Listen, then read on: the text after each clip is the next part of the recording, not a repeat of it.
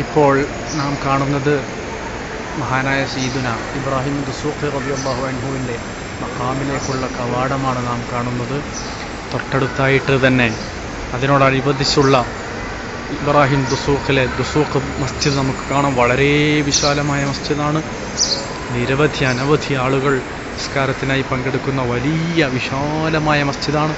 Egyptian government പള്ളികൾക്ക് വേണ്ടിയും മഖബറുകൾക്ക് വേണ്ടിയും ഇസ്ലാമിക ചിഹ്നങ്ങൾ നിലനിർത്തുന്നതിന് വേണ്ടിയും എടുക്കുന്ന താല്പര്യം വളരെയധികം പ്രശംസിക്കപ്പെടേണ്ട ഒരു വിഷയമാണ്.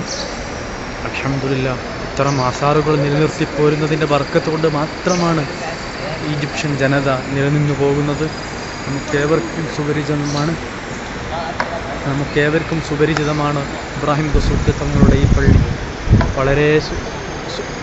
വളരെ വിശാലമായ ഈ പള്ളി ഈ പണി കഴിപ്പിക്കുന്നതിന് വേണ്ടി ഈജിപ്ഷ്യൻ ഗവൺമെൻറ് ചെലവാക്കിയ തുക അനവധി വിലമതിക്കുന്ന തുക ചെലവാക്കിക്കൊണ്ട് അള്ളാഹുവിൻ്റെ റസൂലിൻ്റെ ആസാറുകളും അതുപോലെ ഇസ്ലാമിക ചിഹ്നങ്ങളും നിലനിർത്തുന്നതിൽ അഭേദ്യമായ പങ്ക് വഹിക്കുന്നവരാണ് ഈജിപ്തിലെ ജനത.